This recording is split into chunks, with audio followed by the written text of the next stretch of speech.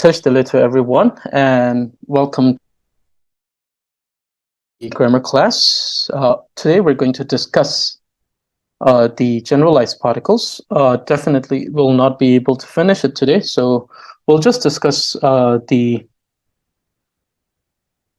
introduction to the generalized particles and some of the companion words that are used with the generalized particles, as well as we're going to discuss some of the examples that we can see in the text.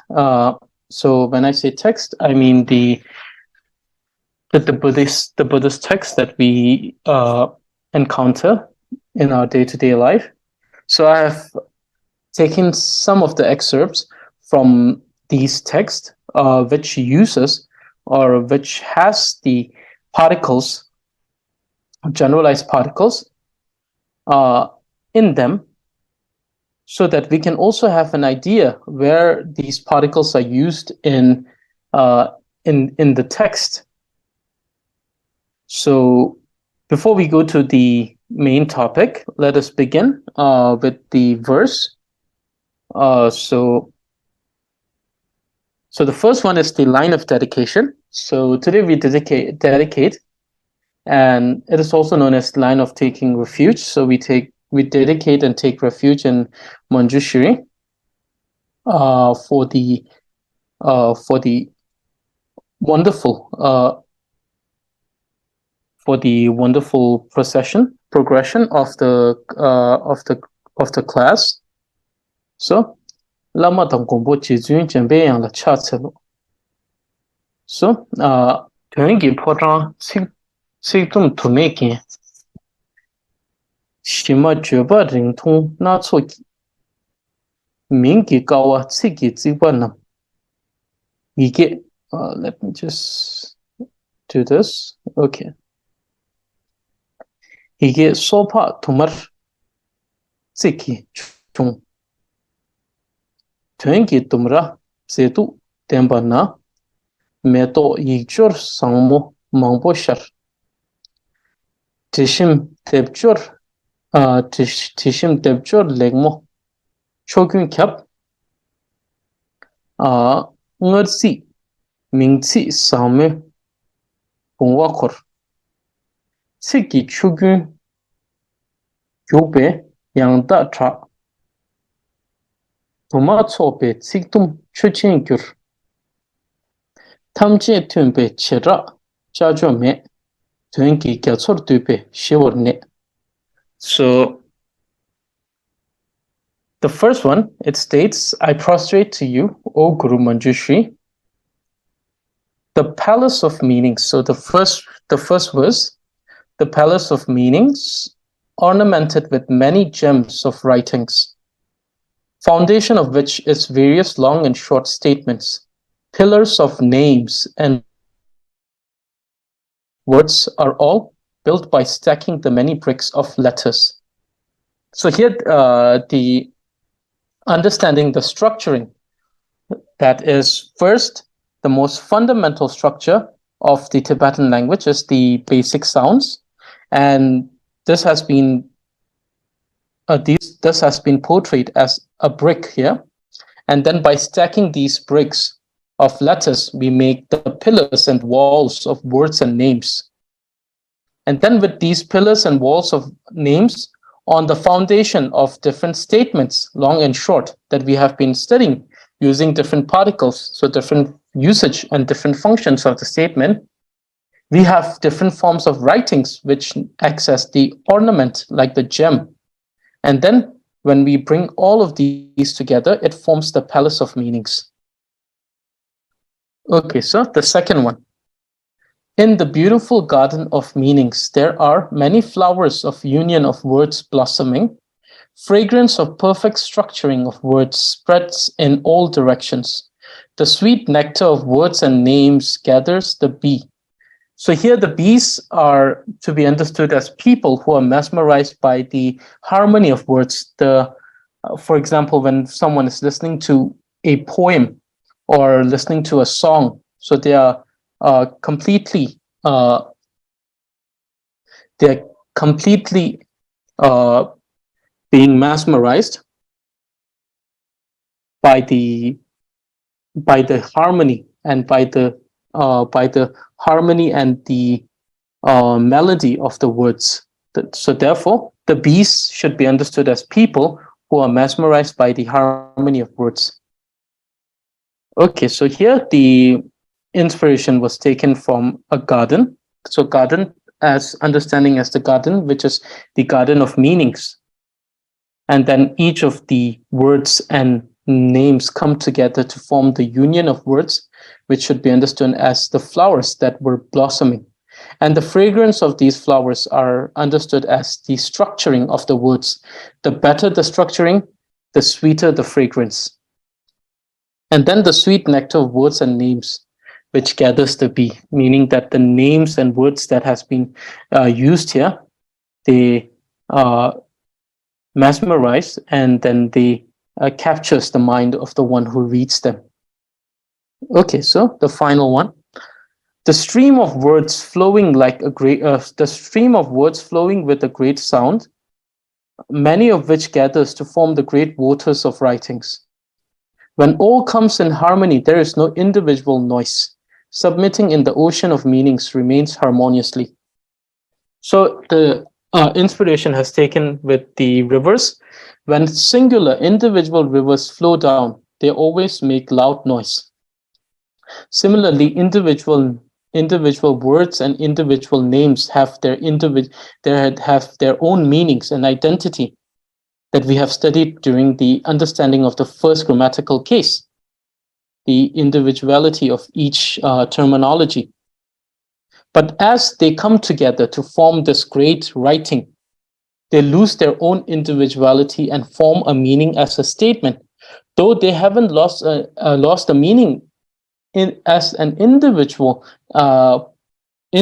portion or individual word or name. But as they come into the great stream or the great waters of writings, they just become a part of it, and then they contribute towards the entire meaning. And so they don't have the individual noise means the individual they don't have an individual meaning by themselves. Rather, they submit to the function of the statement. And all of these statements finally submit into the ocean of meanings, all of the words and the names which were individually shouting their existence remains harmoniously and gives a meaning of the entire thing. Okay, so with these verses, let us begin today's lesson on the generalized particles. Lasso. So the first one is this is the verse from the Tree of Excellent Speech that tells us about the particles of generalized. So it tells us about the different particles, which are understood as the particles of generalized particles or generalized particles, and then what type of companion word is associated with each of these generalized particles. 历史中话嘞，记起苏康记着的，写的来着吃了记，年岁得心给了起，顺利康萨康君老。So from the Tree of Excellent Speech, the generalized particle are ji, qi, su, kang. And in this, ji is associated with shik, te, le, ja, chir. So these are the companion words that are associated. So these 5 companion words are associated with ji. And then the the generalized particle chi is associated with nye, si, tar, shin, ge. And su is used for person, any general case of person. And kang is applicable for all of the above cases. So this is something that you will find, that there is a different approach taken to the understanding of the final portion of this line. Some people will understand this line as Kang Gun Lao as Kang can be used for both object and living things. But it should be understood that Kang was the original. So in the 30, you will not encounter ji, qi, su. You'll only encounter the Kangda, which is known as the generalized particle, Kangda. So the actual particle that has been depicted or stated in the 30 is Kang, and ji, qi, su are inferential particles that were understood afterwards, and then these were made clear by the different scholars that came after, scholars like Sittu Rinpoche, Tati Rinpoche, and then Smriti Gyana. So these are the scholars who later, what they did is that from the text, they have understood the inferential particles, and then they wrote them down, or they made it clear. So Kang is the actual particle that is stated directly in the text of 30. So normally when I say direct and inferential, it should be understood in the context of the 30, because this is the commentary of the 30. So the direct and inferential should be on the basis of the main text. And since these, for example, the tree of excellent speech came after many commentaries that were written by many scholars in Tibet on the Tibetan grammarian system. Therefore, many of the concepts which are directly stated here may not be there in the 30. But does it mean that because it's not written in the 30, that it is not a concept of the 30? No, it is a concept of a 30, but the thing is that those were not directly stated in the text and were more inferential, and that these were made more clear later on by different scholars. So therefore, the generalized particles such as ji, qi, su, these are inferential particles. These are inferential particles, meaning that they are not written directly in the 30. In 30, the only particle that is mentioned is Kang. And we will discuss about it probably in the next class, what is written in the 30. Though not in great detail, but we will talk about the directly stated particle. So therefore, by that context, by that understanding, we understand that Kang is something that is pervasive over all the inferential particles. And that Kang doesn't only mean something that is pervasive over object and person, but it could be pervasive over, it should be understood that it is pervasive over all of the above cases. So therefore, it means that Kang can be used for the particles which are stated before that. So Kang can be used in place of ji, qi, and su, and with their companion words. But you'll find that in some cases, in some of the companion words, Kang may not be able to function properly. But we will discuss this later. Okay, so continuing. So the generalized particles are ji, qi, su, kang, in which the particle ji is associated with 5 companion words, shik, te, le, da, chir. And the companion word qi is associated with 5 companion words, ni, si, tar, shin, ge. And the particle, the generalized particle su, is only associated with person. So suni kangsa. Kangsa means person. And here the kangsa is a naming word. It is not a usage of the particle kang. Here the kangsa is it's like we discussed, kangsa is just a term and not a usage of the particle kang. And this particle kang, which is known as kangdra, generalized particle, is applicable for all of the above cases. Lasso. Generalized particle. Jide, Chi chi su kang shini. So now situ. Now this is according to the definition of Situ Rinpoche. There is a definition by Treti Rinpoche also, but we have written the definition of Situ Rinpoche here specifically. And those who are interested in the definition by Treti, you can directly ask me later, and I can provide you with the definition by Treti. So these are two scholars, and in the very surface understanding of the grammatical system, both of them are talking exactly the same thing. But when you dive in deeper, when you try to investigate each of the text that they have written, the commentaries that they have provided in depth, you'll see that there are certain things that they don't have similarities in.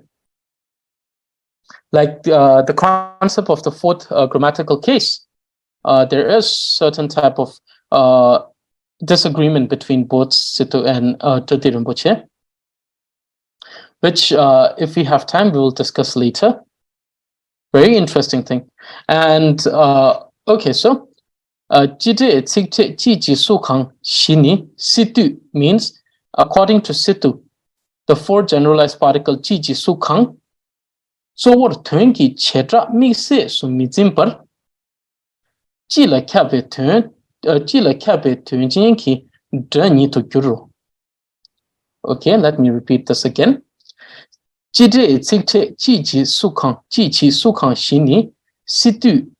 So what Tunki Chetra Mixe Sumizimpar Jila Kabe Tunjinki and Drani to Guru.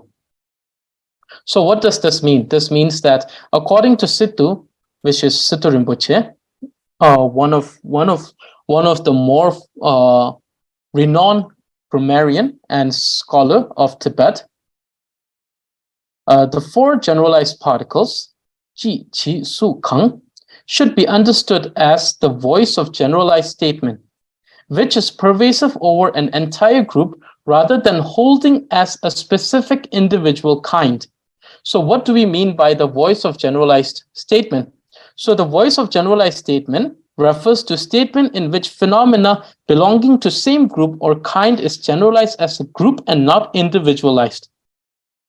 So it's a case in which when we have certain things which can come into a same group, for example, a person, we have a proper noun. For example, we have names of people like Tashi, Tsiring, Tundrup, and any other name we might have. But we can generalize all of these as person or people or someone or anyone. So therefore, generalizing all of them as a particular group that is pervasive over all of them should be understood as voice of generalized statement. So instead of individualizing them, individually calling them, meaning that instead of specifying on individual people, we just talk about general things. For example, if we say Tashi, it's a very specific person. It's a person that we know. Definitely, Tashi itself is a general name, and there could be many Tashi. But currently, if we say, oh, Tashi is here, it means that there is someone that's known as Tashi, and we know them. So we are individualizing them, meaning that this is individualized. So therefore, instead of individualizing them as a specific or a proper noun, we just use a common noun, or we use these generalized particles in order to refer or address to them in a general group as a person.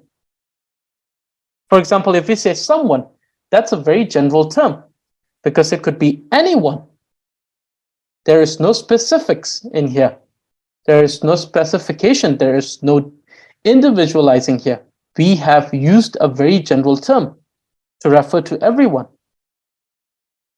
So that is called the voice of generalized statement. For example, who is used as an interrogative pronoun for any person or people in general. So it talks about any person.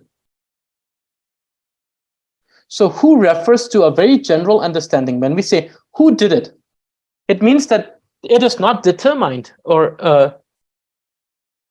it is not decided at the moment that a specific person has done it. But it's a general question. It's a question that is pervasive over probably everyone listening to this question. Or maybe someone that's not even in that group, meaning that not even one of the listener. But it's pervasive to a general understanding of a person. So this is voice of generalized statement. Instead of individualizing it, saying tashi. And then individual kind means a specific or particular out of a common group. For example, table is a general term for all table, but wooden table is an individual kind amongst all table. So cheta, which is, so we're talking about chi cheta.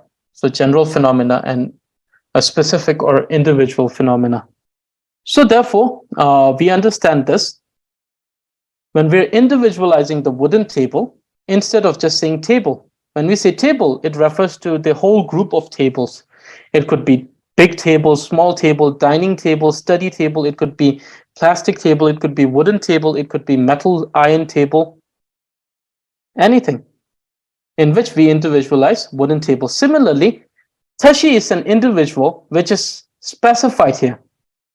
So previously we studied about the pronoun this and that, which is a determiner which specifies something. When we say that or this, it specifies something. So instead of specifying, in this case, we're generalizing. Instead of pointing towards something directly, we're just asking a general understanding, a question of a general understanding. It may or may not be a question. It's just simply generalizing things, to generalize something into a general group. So this is the definition by Situ Rinpoche. So this should be understood as the voice of generalized statement. Jila Kappa means something that is pervasive over entire group, pervasive over the common. So this is the definition of the generalized particle according to Situ Rinpoche. Okay. Now we have some examples in which we have the usage of the generalized particles. So the first one is from the praise to dependent origination by Lama Tsongkhapa, Tendetoba, in which we see Kangkang Kien La Ra Lepa, Tete Rengshin Ki Tongshe, Sumba Dile Yangchen Lek Dom Tsuni Jishiyo, in which we see that there are two generalized particles. The first one is Kang Kang, and the second one is Ji, in which we must understand that even though these are generalized particles, they function differently. Sometimes they just generalize things, meaning that they're used only in order to generalize things, to represent a generalized thing. But sometimes these are also used as interrogative. They function as interrogating something, asking something, a question form. So here, Kangkang is used as a general case, whereas the Ji here is a question. But we'll discuss about this classification later. So here we see Kang Kang, which means which. So Kang here is which, and the two Kang, which means which. So here we see that it is used as, so when we say which, it means it is pervasive over every phenomena, the entire phenomenon, the entire existing phenomena. Could be permanent phenomena, could be impermanent phenomena. So it refers to all the phenomena. So therefore, this is the general case. And then when we come down to the last sentence where it says, it's asking, what is there which is a greater conclusion than this, or which is a greater word, for example, which is a greater formula or a conclusion than this that is given here. So here one is asking, what is a better conclusion made than this? So one is asking, what is a better conclusion? They're asking questions. So here it is the interrogative rather than a generalized case. So here you see that there is usage of the generalized case, kang, and the interrogative case, chi. So both of these are generalized particles. Okay, so we go to the next example. So this is from the Mula Madhyamika Karika by Nagarjuna, Umatsawa Sharable. Kangi tenjin trawachung, kaba meba ke meba cheba meba ta meba wa meba trum, tate tumin tunjim treba nyeshi shetem patsowe sange mana. Tamba del chatsalo. So in this particular example, we see that the first one, kang. In this case, the kang is a general kang. What this does is that it is specifically talking about. So this is not a general case. Here, the kang is not a general case to be understood. So kang ki is in here. It's specific. It's a generalized particle which is used in order for a person here. So now we are talking about a person. Instead of talking about a generalized thing, we are talking about a specific person. And in this case, we're talking about the Buddha. So Nagarjuna is praising the Buddha for the... so you see that Nagarjuna is paying tribute or praising the Buddha for the concept of dependent origination. So Kang here specifically refers to Buddha, but we don't specify it. The meaning is that we don't specify it as a Buddha, but we have a term which is a more general term which refers to Buddha here. And this can be also understood as a general. It means that the one who told about the dependent origination. So if we think about the concept which is written in the prayer of the king of prayers of Samantabhadra, it says that on every atom there is a Buddha. So it means that countless Buddha. So countless Buddha have told about countless dependent origination. So it could refer to all of them, and it could be a generalized. It could be understood as a generalized case. But here it's a generalized particle used for a specific case. So we have understood it in three ways. So generalized particle for general case, generalized particle for a specific case, and generalized particle for... so here we don't individualize. The thing is that we don't individualize by specifically pointing to the one thing. Instead, we use a general term. So Kang here should be understood as the person, like the person. When we say the person is a very general. In the nature of the word, it is generalized particle. But yes, it functions to refer to something that is specific, like the Buddha in this case. So the person the one, it's like the one who spoke of the dependent origination, or who spoke that all phenomena originate dependent upon each other.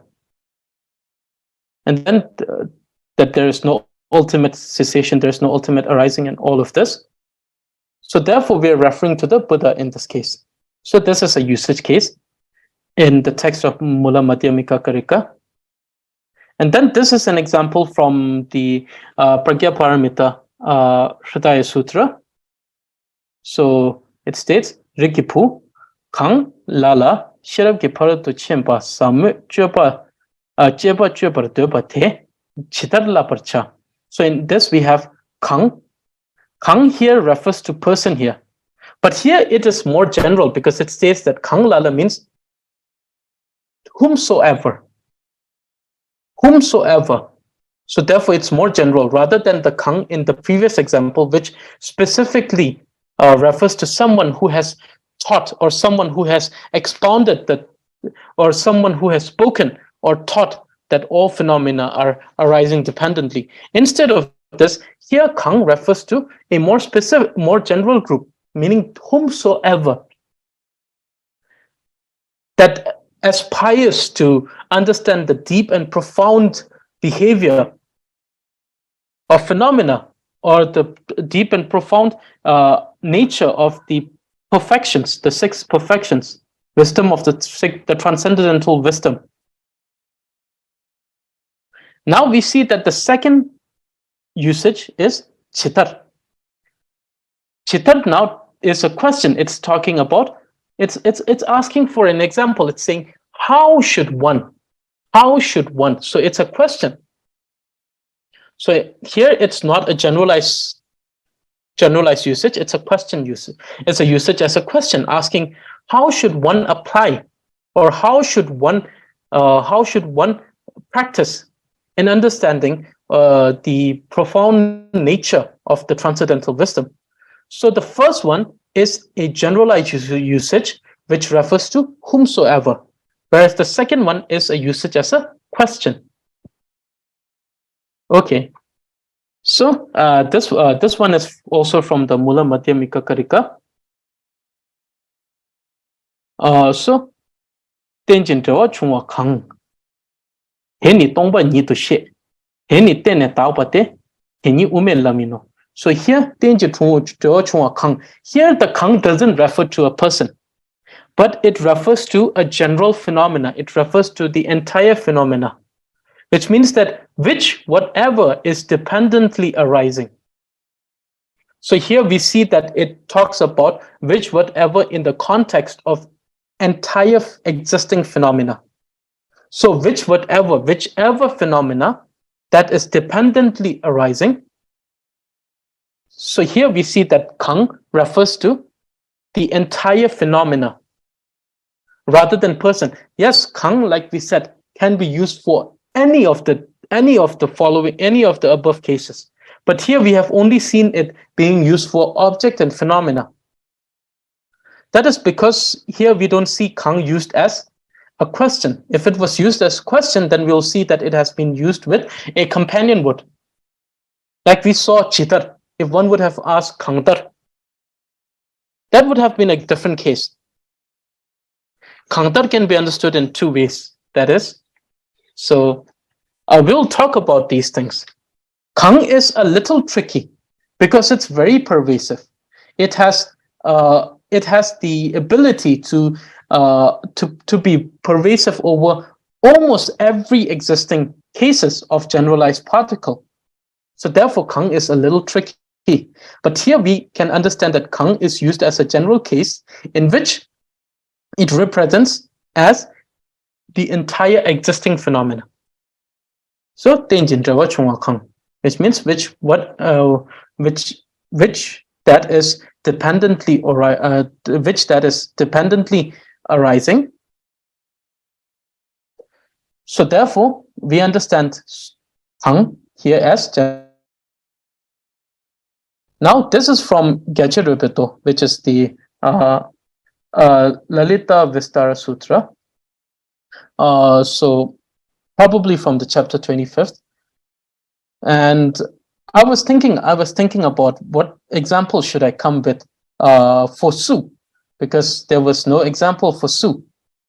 And then this morning I was just listening to the teaching of His Holiness on the following the. So I was listening to Bodhisattva Avacharya. So in his teaching, he was referring to this particular verse. So he was telling us how Buddha was, when Buddha attained enlightenment, he was talking about, he was telling to himself that he have understood this profound wisdom. Now there is no one whom I can currently transmit it to. So in that case, I just got this example. So this example, as you see, has the usage of Su. So Savshi Tretan said to Machi.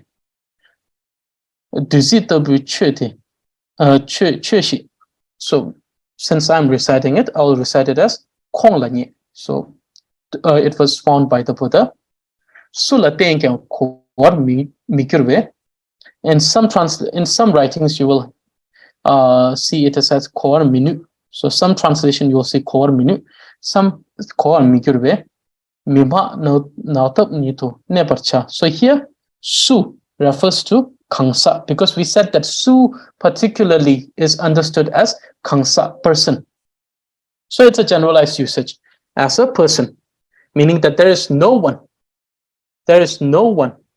or there isn't anyone to whom I can, who will be able to comprehend what I have to say.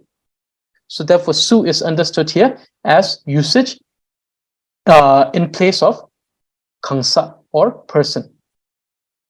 Okay, so I think this is the examples. So these are examples for the usage of generalized particles in the text. So the reason why I brought it here is that some of you might be wondering, oh, we're learning grammar, so how will it help us understanding the text? The thing is that if you understand how each of these particles function, you'll exactly know the meaning of what particular word means in each statement. Does it mean question? Does it mean does it represent a person? Does it represent a phenomena? As you see that these things conceal a very good amount of information within them. So therefore, we see that understanding grammar also helps a lot in understanding the text, and which is also true. That is the reason why Tati Rinpoche strongly believed that if one applies oneself in the study of the text, which are the Buddhist texts, then one will be capable of learning the grammar and grammatical system along the way, and which is not incorrect, might I say. Because in many cases, we see that the writings and the structuring in these texts, so most of the texts are very wonderful. Many of the texts by the great practitioners who were from the old lineage, you'll see that most of them, they have analytical writings, but most of them write in a very poetic manner and very cryptic manner, like of the great complete. So we have the text of the great attainment of the great completion, and the great seal. So the text of the great completion and the great seal, if you see, most of them are very poetic and most of them are very cryptic in nature. And then you'll see that afterwards, when it came to the time of the Sakya and Gelug, they were more analytical.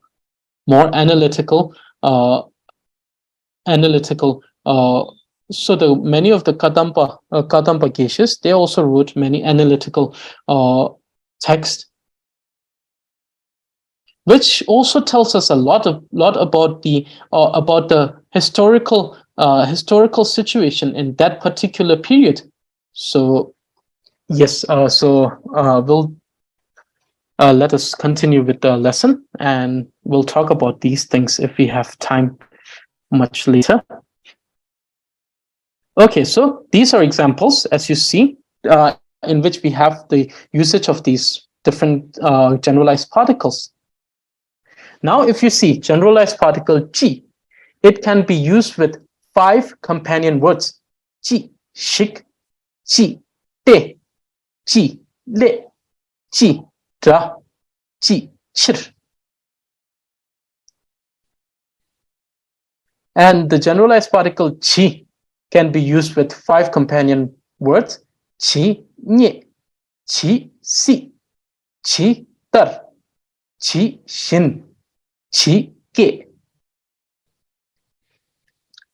And then we know that su is used for person, kangsa, and kang gyunla jukpa. It's pervasive to everything. It can be used for a person, it could be used for object, it could be used for all of the above cases. But some of the usage with the companion words is quite tricky, and it might not function properly, which we will discuss as we move on with this. So generalized particle will be a bit longer sort of lesson. Okay, so Chini Rangi ki tsikro shik te le dra, chir, jeki, ngon to jorkshin, so tive tön la juk. Let me repeat this again. Chini rangi ki tsitro, shik, te, le, dra, chir, jeki ngon to jorshin, so tive tön la juk.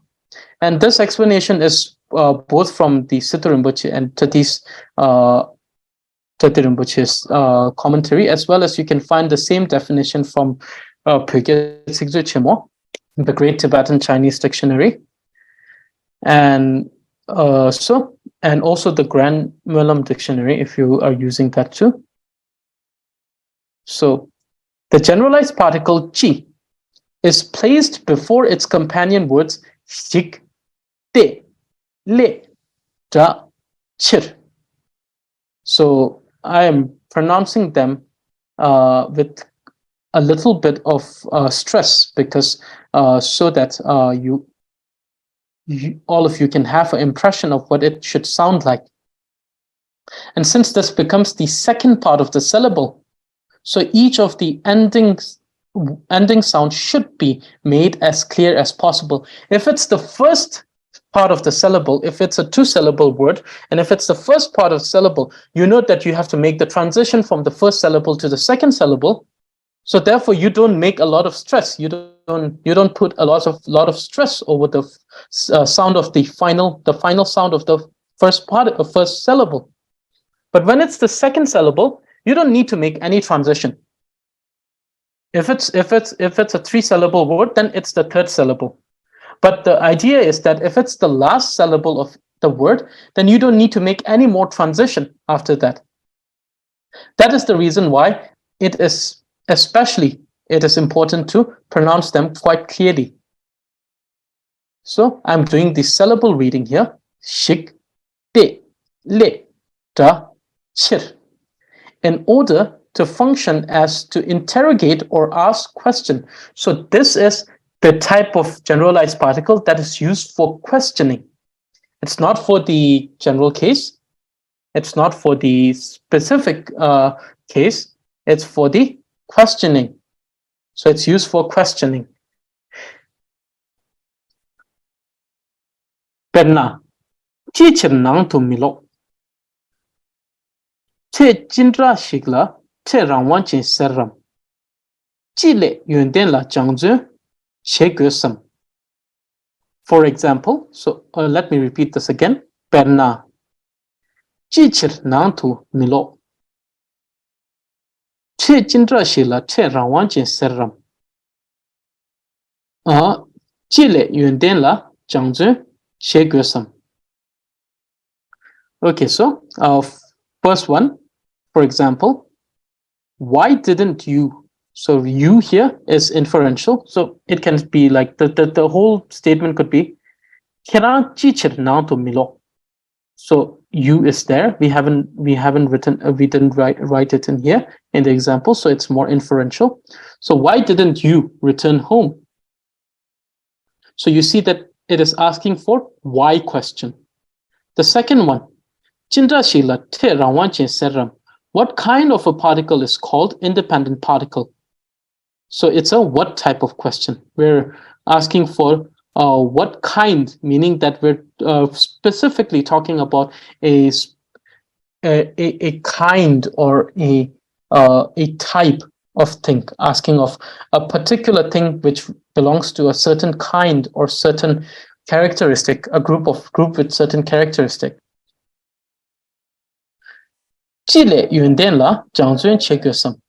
What is the purpose of learning the knowledge? So here we see that the question is more like asking for purpose question. We're asking the purpose of why something should be done. So the first one is reasoning question, interrogating or inquiring the reason. Second one was more like asking for a particular type of thing. And then the third one is more like asking for question, asking for purpose of doing something. Okay. Generalized particle. So the first one, Chidra Chitra here, which means the generalized particle of chi, thezom la chukpa. So question due to doubt. Chi shi che songam.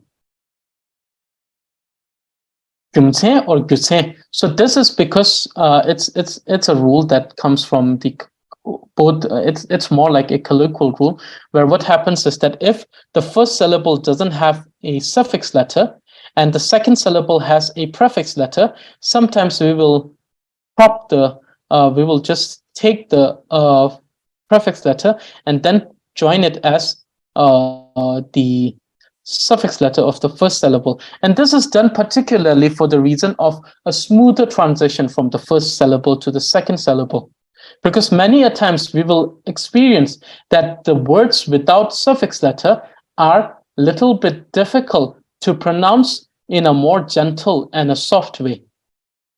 And that in those cases, it's also more difficult to make that smooth transition towards the second syllable. So that is the reason why sometimes we just prop the prefix and then join it to the suffix, and it becomes gyumtse. Instead of gyutse, it becomes gyumtse.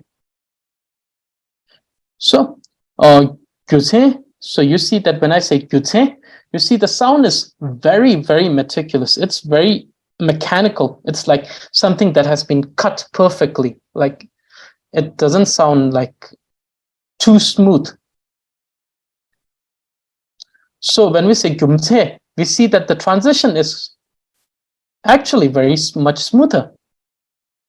But this is, both of these are correct. It's not that either of this is incorrect. Both of these are correct, and both of these strongly depend on one's preference. So if any one of you prefer to pronounce it as gyutse, you can pronounce it as gyutse. If you want to pronounce it as gyumtse, you can pronounce it as gyumtse. So it depends greatly on the preference here. So gyumtse jishiki chösim chung. Gyumtse jishiki chösim chung. Okay, so let me repeat the examples. Jishik che songam. Gyumtse jishiki chösim chung. The first one is what has happened. So inquiring, question. So what has happened? The second one is, for what reason the religious mind arose? So what was the reason that the religious mind arose within you? So both of these are because there is a doubt.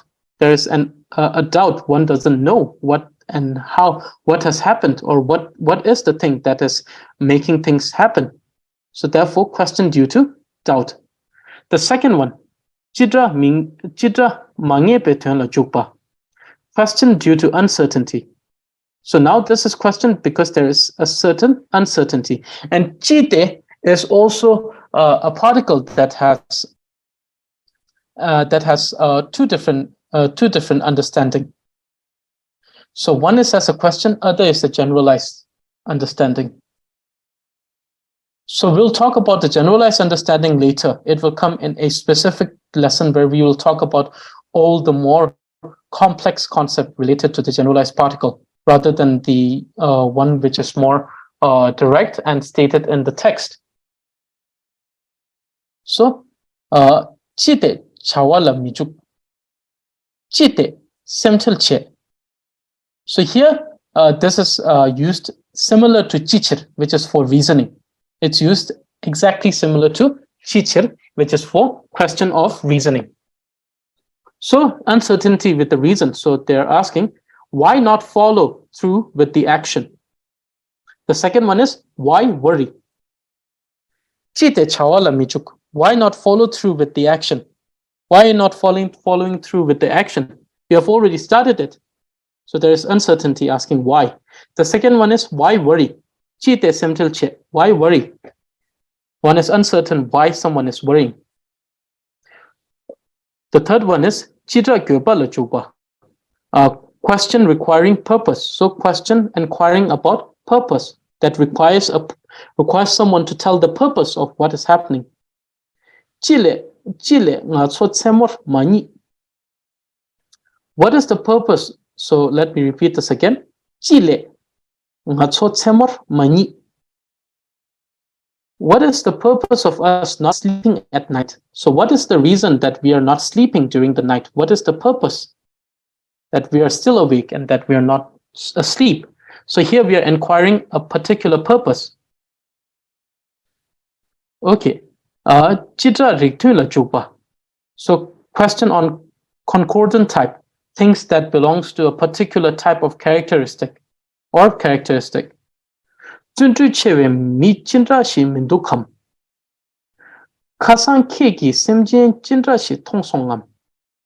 repeat this again.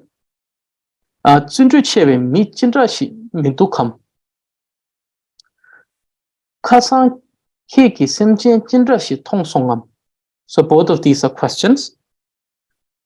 Wasn't he, she not a person with such a great perseverance? Asking that wasn't, so because it's too negative, so it means that telling that it was a very persevering, a person with a great perseverance. So one is asking, doesn't that person belong to the people who have great perseverance or great perseverance? And then the second one is, what kind of animal did you see yesterday? So inquiring the kind or characteristic that particular animal has. So we see that when we use jida, when we use jindra or jida, the question is more about what kind, what type. So therefore, you can either use such or you can use. You will see that it manifests either as such or kind. Now, Jindra gyumse la chukpa, gyumse tempa la chukpa. So Jindra gyumse tempa la chukpa.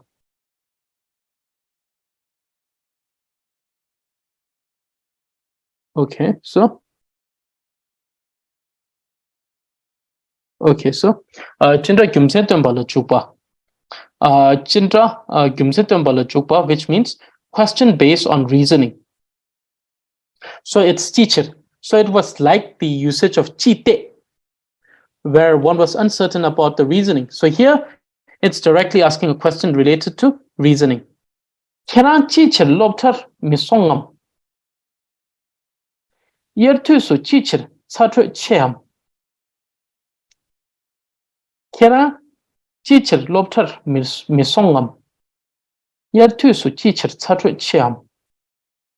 So question based on reasoning. Why did you not go to school? Because one is asking the reasoning, so it's why. And why is the heat greater during the summer? So it's asking for reasoning, so it's why. Okay, so these are the usage case of chi. So today we're only discussing about chi.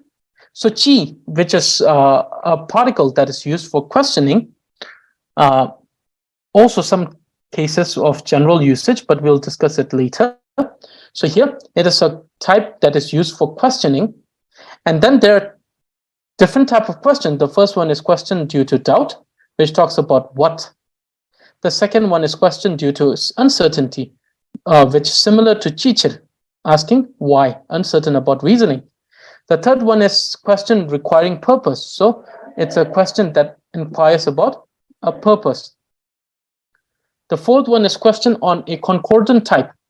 So it is inquiring about something that fits a particular characteristic or particular type. And then finally, chichir, which is used for question based on reasoning. So inquiring about reasoning. So these are the 5 different usage cases of chitra. So, and these usage cases depend strongly on the association of chi with its particular companion word. So, chishik, question of doubt.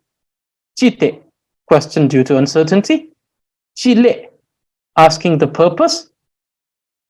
Chindra, question on concordant type. And finally, chichir, question based on reasoning. So these are the 5 different usage cases of chi. And all of these are based on questioning. Okay, so let me summarize what we have discussed today. So there are four particles of generalized, known as the generalized particle, ji, qi, su, kang. Ji, qi, su, kang. Sorry, ji, qi, su, kang, in which qi is used with companion words such as chik, de, le, da, chir.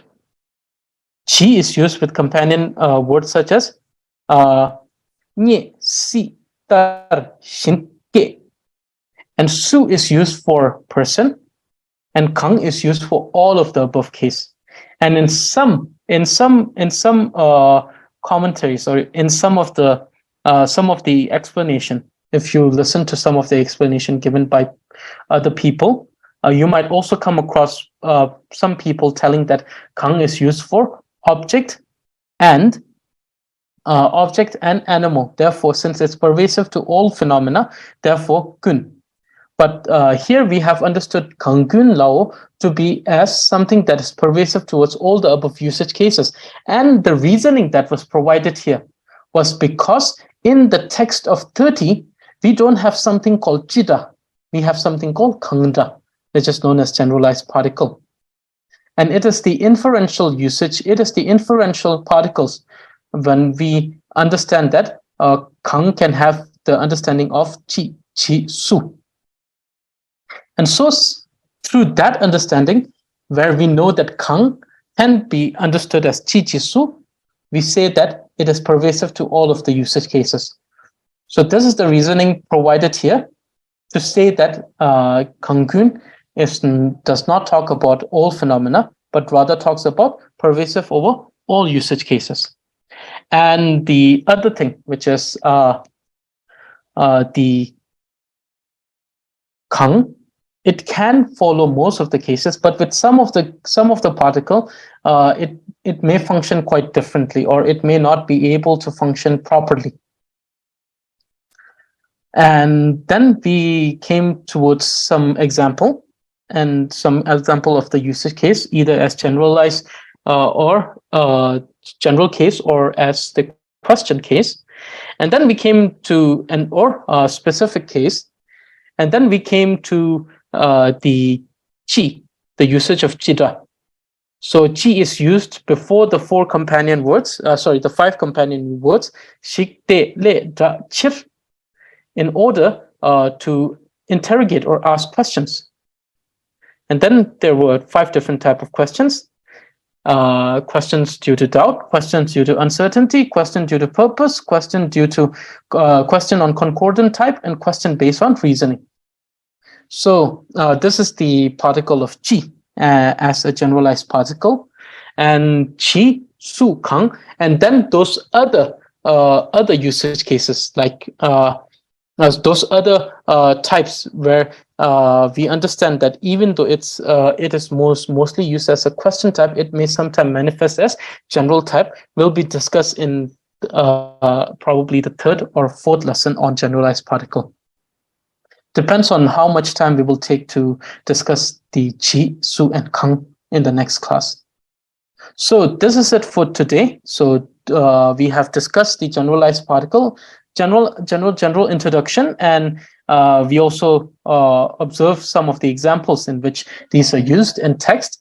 And then we also understood the companion words used with each of these generalized particle. And then we also saw the usage of the chi in the understanding of it being used as question.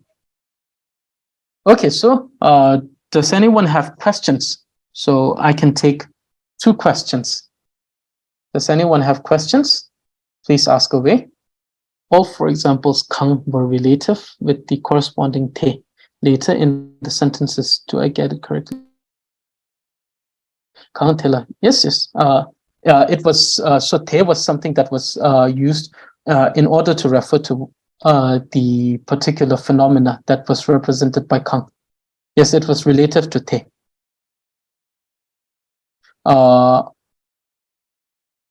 As you can see, let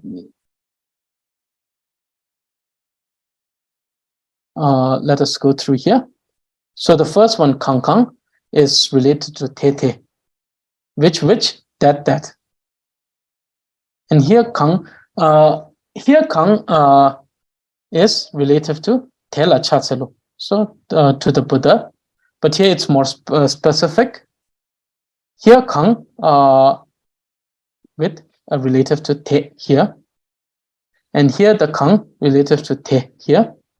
And Te here and Te Ni.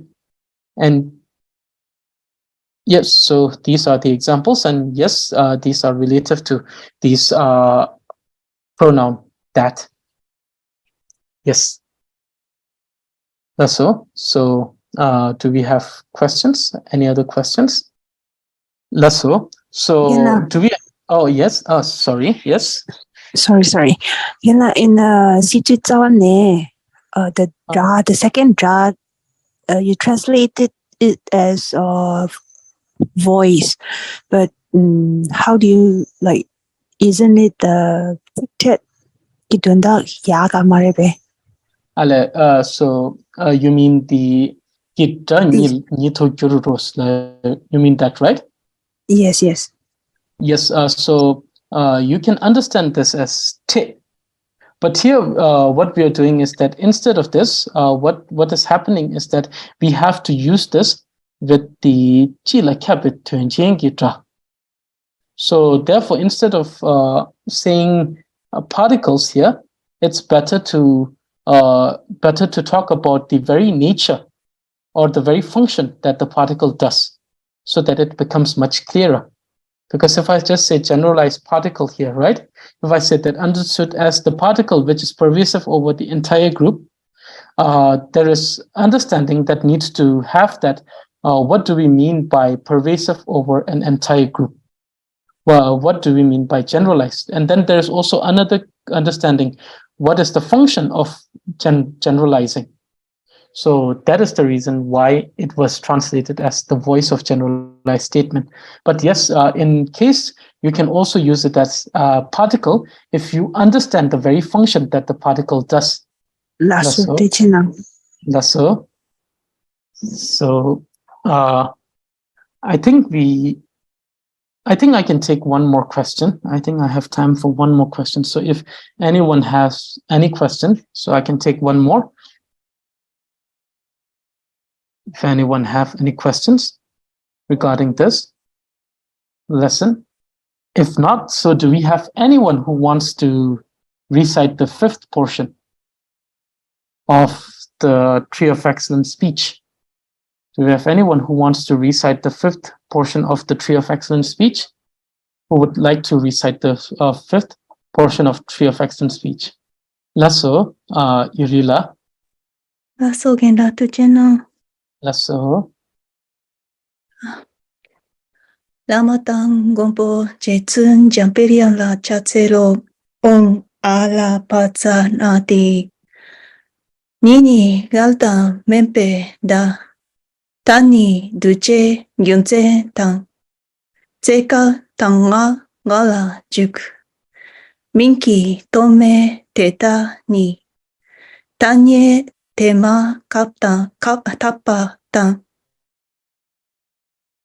Namtang Shenche Nila Juk Chichi Sukan Chita De Shikte Leta Chila Chi Nyeshi Tashin Kela Chi Suni Kansa Kankun La O. So thank you very much. Most wonderfully recited.